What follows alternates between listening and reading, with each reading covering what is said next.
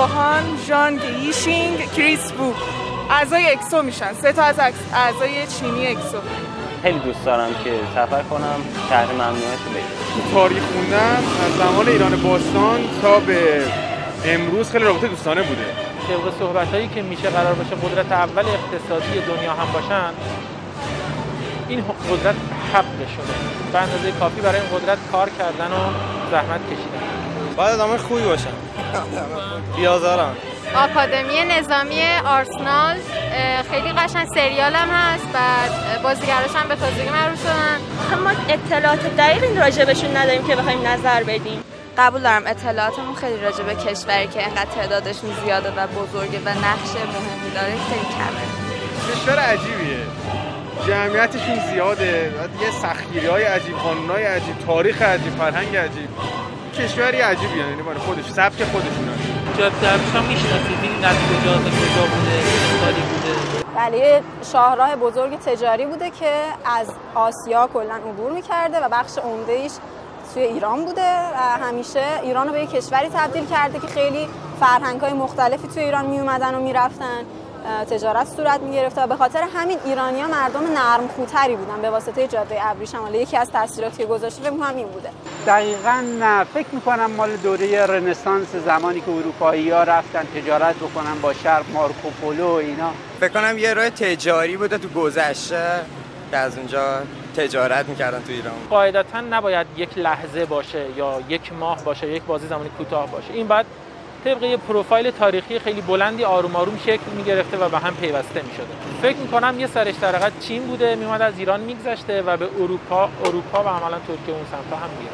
جاده ابریشم یه راه فکر کنم مال بازرگانیه. کالاهایی که بس تجارتی داشت از ایران رد میشد که با خوش فرهنگا رو میورد. حالا هم میتونست غذا باشه، هم میتونست یه سری هنرهای دستی باشه و چیزای این چنینی. اروپا رو به شرق آسیا متصل می‌کرده. چیزایی هم که جابجا می‌شدن فکر کنم کالاها همون ابریشم و پارچه و اینطور چیزا بودن. نظرتون راجع به چین چیه کلاً؟ خوبه. بافت شهری، تکنولوژیش و اینا رو واقعا دوست دارم. باحالن. چین هم مثل کشورهای دیگه ارتباط باش چه به لحاظ اقتصادی میتونه مثبت باشه. به نظرم از اونجایی که الان تقریبا بیشتر جهان رو گرفتن و حتی خیلی جالبه، من یکی از دوستام از مالزی برام یه سوغاتی آورد که مارکش میدین چین بود و واقعا خیلی برام جالب بود. باید آدمای به شدت فعال و خلاقی باشن که تونستن با تولیداتشون حالا با هر کیفیتی اینجور جهان رو بگیرن. انشالله که موفق باشن. واسه اقتصاد مردم ایران کشور خوبیه، داره کمک میکنه. واسه تفریح خوبه، واسه زندگی من حال نمیکنم خودم با چین بخوام برم زندگی بکنم. ایرانو ترجیح میدم، خوشم از جای شلوغ نمیاد. خب چین هم جزو امپراتوریایی بوده که خیلی قدیمی بوده و خب میتونه تو این حوزه خیلی بیشتر از این، تو حوزه گردشگری خیلی بیشتر از این توی دنیا شناخته بشه تا فقط به واسطه اینکه بخواد اقتصادش رو به کشورهای دیگه حالا بخواد نشون بده. آنچنان کشوری نیست که باش حال کنم و هیچ وقتم دلم نمیخواد برم اونجا. زبانشون انگلیسی بود من میرفتم. منم واقعا حس خوبی نسبت بهشون دارم، دوستشون دارم و امیدوارم روابط‌های کشورامون یکم اصلاح شده تر پیش بره. تاریخ غنی داره، واقعا دوست داشتنیه، ولی خب الان مدرنشو من خودم خیلی دوست ندارم. یه چیزی که برای من جالبه راجع به چین و چینی‌ها زبونشونه و خطشون که خیلی سخته ولی خیلی از نظر لحنی یعنی آوای زیبایی داره به نظرم. حالا سانسور میشه؟ سانسور میشه نمیشه گفت. دهنمون سرویس شده از دست چینی‌ها. همین دیگه. قدرت اقتصاد دنیا رو گرفتن دستشون دیگه. یه جورایی میشه گفت مثلا فرمون دست اوناست. حالا با یه چینی ملاقات داشتی؟ از نزدیک نه. نه. چه جور آدمایی هستن؟ هم کلاس هم بودم باشون. یه چیزایی فقط شنیدم. تا حالا هم نرفتم مطالعه کنم چه جوری هست. آدمای منضبطی ان، آدمای اهل ادبی ان. چینی‌ها آدمایی به شدت سخت‌کوشی ان. آدمای تیزی هم هستن، یعنی تو مذاکره و صحبت‌گرا اینا خیلی حساب شده صحبت می‌کنن. به قول جک ما که عملاً بنیانگذار علی بابا هستش و خب ثروتمندترین مرد چین هم به حساب میاد، یه شعاری داره برای کار کردن که حالا شعارش عملاً یه عدده.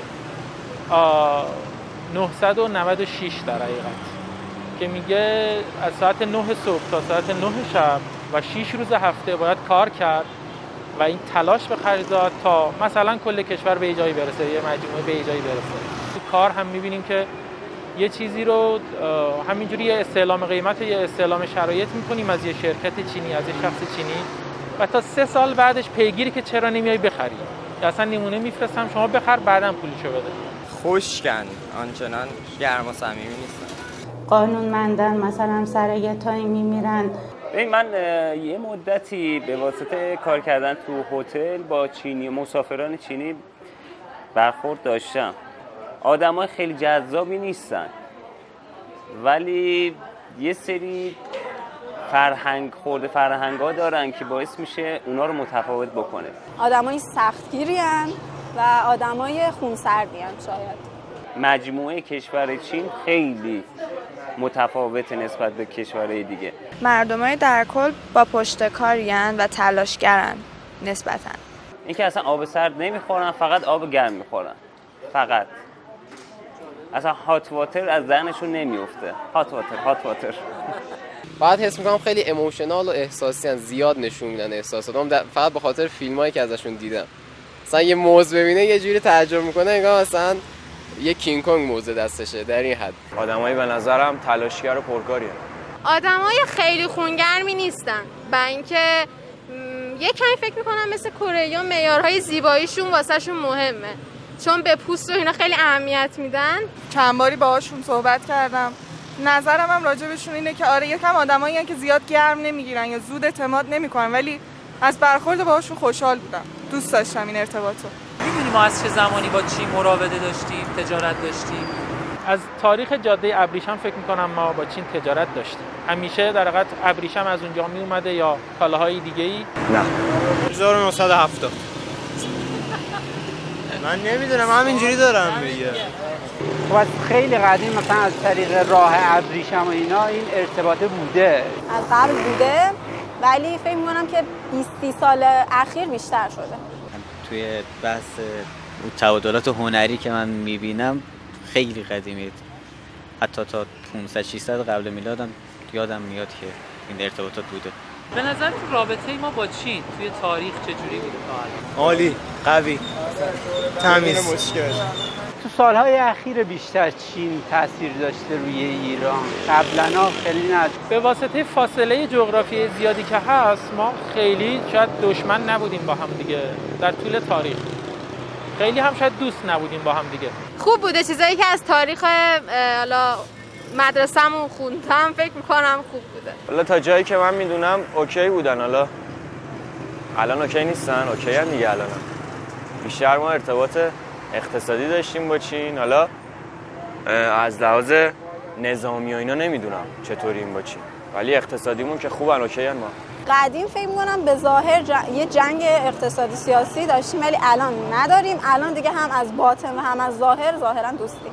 اطلاعات کاملی ندارم، ولی همون فکر می‌کنم که دوست بوده، اما قطعا جنگ داشتیم. به نظرم اوکی بود، یعنی دوستی خیلی قوی فکر نکنم، ولی دشمنی اصلا نبوده. ما از سیاست خبر نداریم. من تا جایی که یادم میاد همیشه گفتن کشور دوست و همسایه. چیزی الان تو ذهنتون هست توی ادبیات ما، شعر و قصه و ایناهای از چین، چیزی تو ذهنتون هست کسی از نویسنده آورده باشه تو متنش؟ تو شاعرای قدیم زیاد در مورد زیبایی که مثلا یا عطری که مثلا از چین باشه و نمیدونم از سرزمین خوتن، نمیدونم مال چینه، برای اونجا هم بیشتر اینو به پیامبر نسبت میدن که میفرماید به دنبال علم برو حتی اگر در چین باشه. واسه یاد گرفتن علم حتی شده تا چین برید و اینا رو یادم نمیدونم، در جریان نیست، اصلا اطلاع ندارم. شما اگه داری برسون. چین به چی معروفه؟ تو چه دوره‌ای؟ جمعیتش زیاد بودن، خوب، بعد کالاهایی که تولیدات خیلی بالا. خدایی اقتصاد چین فکر کنم خوبه دیگه. البته از نظر خودم من به طبیعت خیلی زیباش. دیوار چین به جمعیتش هم معروفه. همین غذاهاشون که سوسکو اینجور چیز میخورن. فکر میکنم به راه ابریشم معروفه، حالا به جمعیت زیاد معروفه. و حسم اینه که به تلاش کردن مردمش هم معروف. به کالاهاش میتونم بگم معروفه تو دنیا. تو ذهن من اختاپوسه، همه جا رو گرفته. برندهای خیلی قوی تو جهان هستن که مثلا چینی هستن. به کمونیست بودن. نمایشگاه اپرای پکن که رویه اساطیری داره و رنگ هم توش خیلی نمادین استفاده. کشور پرجمعیت، دیوار چین، همین غذاهاشون، به نظرم زبونشون، دیوار چین و همون جمعیتشون. دوست دارید برید چین؟ خیلی زیاد و حتما میرم یه روزی. دوستشون دارم، فرهنگشونو و کلا حال میکنم باشون. خیلی بیشتر از کشورهای دیگه مثل اروپا و نمیدونم آمریکا، غیر از خیلی بیشتر از اونجا دوست دارم برم چین به خاطر طبیعتش. به نظرم فضای چین فضای باحالیه واسه تفریح. جاذبه‌اش ممکنه جاذبه باحال داشته باشه دیگه، قطعاً داره. مسافرت بله. خود چین نه. نه. آره. شاید. آره. من دوست دارم برم دیوارشو ببینم، دیوار چین. بله. حتی اون دوستی هم که باهاش دوستم صحبت کردیم یا اون بیاد یا من. در حد یه سفر بکنم بیارزه که بریم یه سری از چایای اصیلش هم بگیریم بیاریم، چای چینی بخوریم توی ظرف چینی. چین نه، خیلی شلوغه.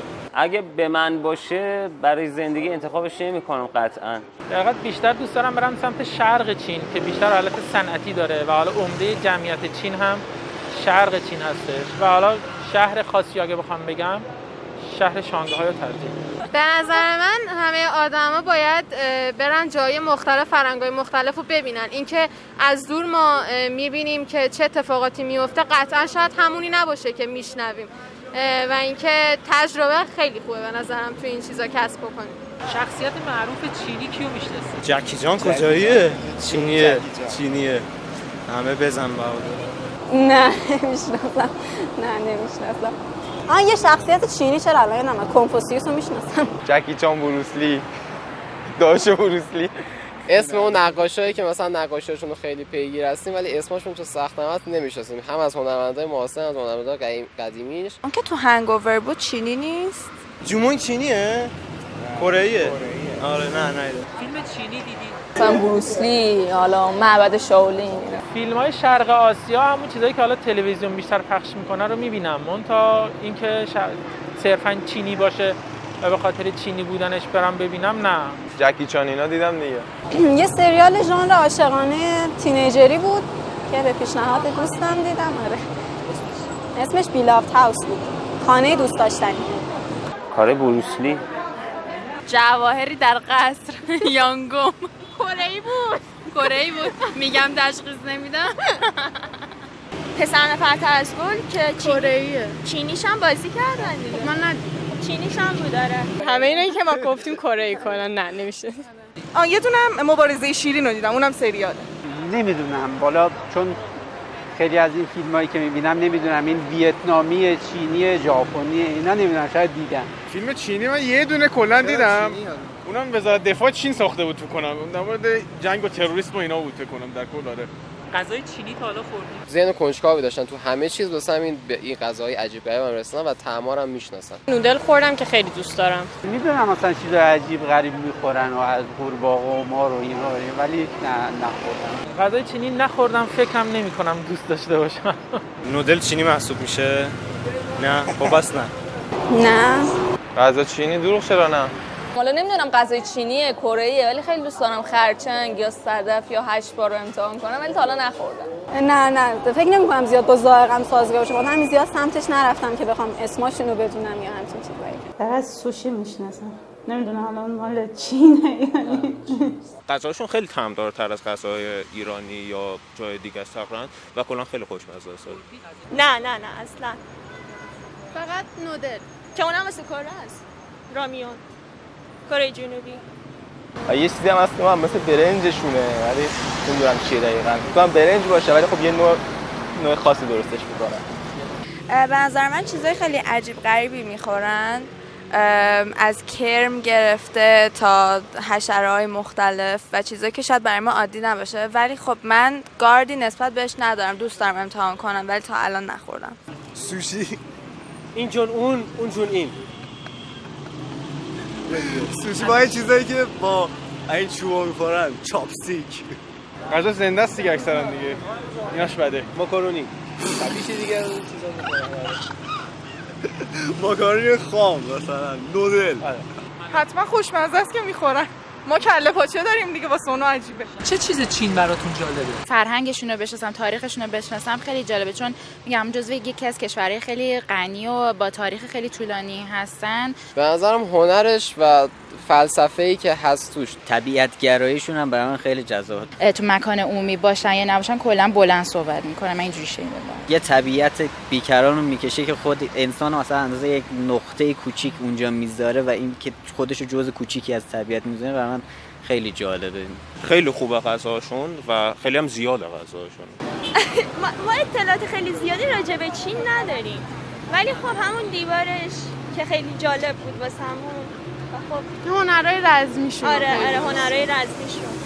من یه خلاصه کتابی گوش دادم که توی لیست کتابامه که بخونم، اسمش هنر رزم بود، که فن مذاکره و برخورد چینی‌ها وقتی که میخوان یک نتیجه‌ای رو بگیرن و اون به نظرم خیلی جالب بود. یعنی محتواش الان به صورت دقیق خاطرم نیست ولی برام خیلی جالب بود که این رو هم بخونم.